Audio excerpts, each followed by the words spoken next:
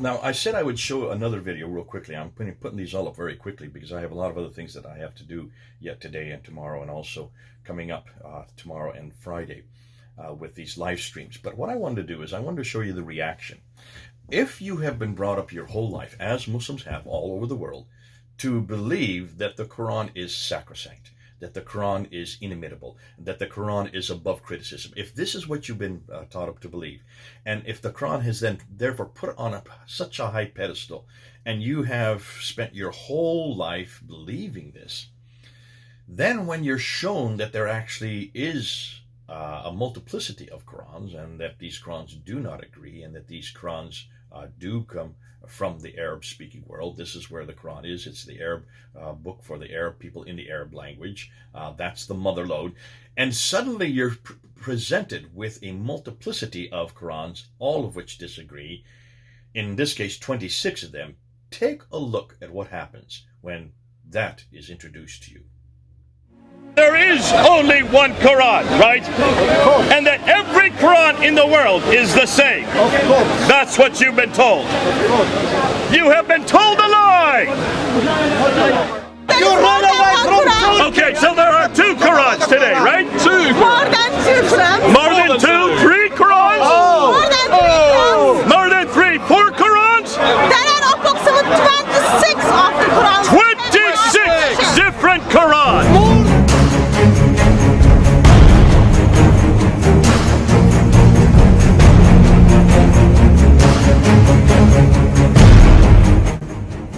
You guys get these Qurans! Get these Qurans and read them! We're just showing you! Oh, go ahead, start throwing things at them! It says they were lied to! Two different readings! It's the same thing! Arabic! Read in Arabic! It's the same difference! Look and see which has the Fatta and which has the Dhamma! The difference is between Fatta and Dhamma! Read it! Read it again! حتى يقول حتى يقول Read it again! The prophets fought, but by the time you get to the fight, they were killed! That is a huge attention. Don't give up. Your faces! Muslim people! Your face from here! Come! You better go! We're gonna make it more and more difficult for you!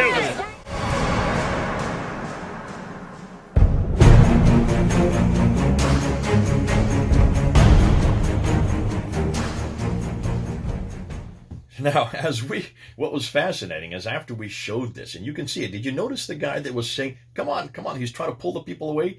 He was trying to get the Muslims out of there. He didn't want them to see what we were saying. He didn't want them to look closely. He was the guy that grabbed at my paper. That was the guy that grabbed at that paper because he was so upset by what we were saying because he didn't have an answer. I don't know if you noticed the big tall guy that was there, the real tall fellow, 6'5", that was Muhammad Hijab. That was one of the first times I had got to know Muhammad Hijab. We got to know each other quite well after that. And that was, look at his face. He was concerned because this was new to him. He hadn't come across this. And they had to take all the Muslims aside and try to redoctrinate them. The fact is, these men are just Westerners. They don't know Arabic. They don't understand what they're talking about. They try to use that kind of ploy.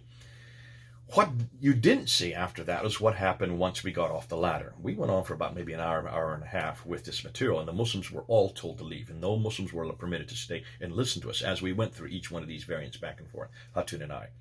As we were leaving, take a look. I'm going to show you the video of what happened once we left.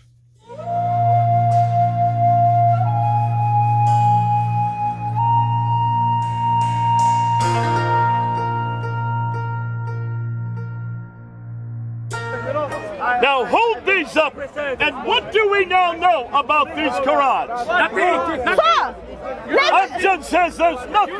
Now Amjad, do all these Qurans agree with each other? No.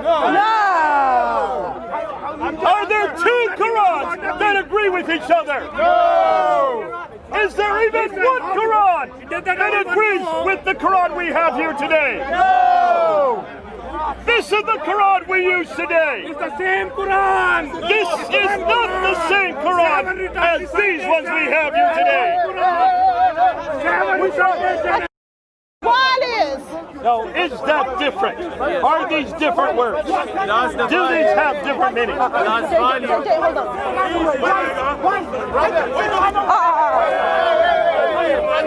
Excuse me, sir. Watch yourself, please. Why are the Muslims always violent like this? Come on, Muslims, calm down. Calm down. Calm down. If you're going to be violent, just go. We'll call the police. We'll ask you to go. I hope you've all just been watching what's been happening. We showed these 26 Qur'ans. You'll see the video. We were about ready to leave the corner when all these young Muslims came and surrounded us. They wanted these Qur'ans. They wanted to take them. They were trying, as you saw, trying to take them out of our bags. They were very upset because they want to know why we had these Qur'ans. We told them because we've been showing that they're all different. And they could not believe that, and they didn't want this evidence to leave the corner. This is the public way. Guys, these are not your Qur'an. I'm the public.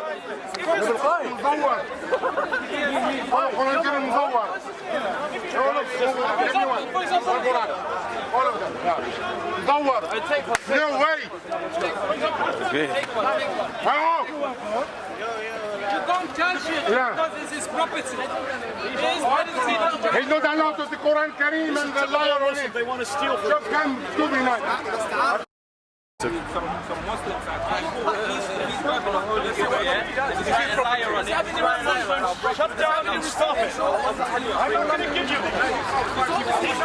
Who cares? Who are you? Who are you? Why are you so... I want to know why you have so many Qur'ans in the bag. Because every one of them is different. Every one of them is different. Shut up, white cunt. They are different. We have shown today 26 different Qur'ans, and you're upset. And you want to take these Qur'ans from us. I don't want to take it. Have I said that? Have you seen me? Goodbye. We've Finished this. Hey! Don't touch it. Here we go. This is so typical. You saw how we had to walk away. You saw how we had to protect the bag. You saw how they tried to even grab it out of the bag. Can you see why this destroys everything Islam stands for? Can you see why Muslims are so insecure? I thank God we don't have this problem with the Bible. It's going to be something that will continue. But then you'll understand, for Muslims who have always been told their whole lives that the Quran is sacrosanct, it's eternal, it's been sent down, it has been unchanged, and every Quran is exactly the same all over the world. We showed that there were 26 different Qurans. They're in those bags. They wanted to get rid of them. They wanted to make sure that we did not continue with this because they don't know how to deal with it because it destroys everything they know. They don't have a relationship with God. All they have is that Quran and the man, the book of the man, the book of the man. That's all they have to go on. I can see why they're angry. I can see why they wanted to get rid of this from us. I can see why they were concerned that we were still going to use this. Because as long as we have this in our possession, we can now show the whole world the problem with this book, this Quran. God bless you. So you can see that when we left, you can see the difficulty. The Muslims almost stopped us from leaving. They were so concerned. The young Muslims who had been in the crowd earlier, had been taken aside by Muhammad Hijab and this other fellow. They then came and tried to grab our bags. They tried to put their bodies in front of us. They even broke the strap off the one I was carrying of these 26 Qurans. And I had to finally remonstrate with them just to get to the street. It was all the way to the street, and also on the other side of the street, they tried to follow us across. And a few of those in our group finally put their bodies in the way to stop them from grabbing our bags. They did not want us to leave with those Qurans. Why were they reacting like this? I mean, this is childish. This is bullish. This is what you would see in a schoolyard, not at Speaker's Corner. This is not something that should be in London and should be seen on camera. Well, put yourself in their shoes. If you have been taught this your whole life, if you have been taught that this is a book that is the only book in the world that has come from God, this is a book that even before you read it, you have to wash your hands. The fact that we had it and we're not washing our hands, this is the Arabic Qur'an. This was not a translation. None of these were translations. These were all in Arabic, all 26 of them. And yet you were shown for the first time that these had differences and that they were not incidental differences, that these were substantial differences. How would you react? Well, you saw the reaction there on the screen. And I think it is this material that we're putting out. What Hatun is doing there in London, God bless her with all the work that she has done on these diacritical variants. What Dan Brubaker is doing, even more devastating. That's much more academic. That's much more difficult for Muslims to understand. They only think we're talking about this. We're going to get into that later on. But can you understand and put yourself in their shoes?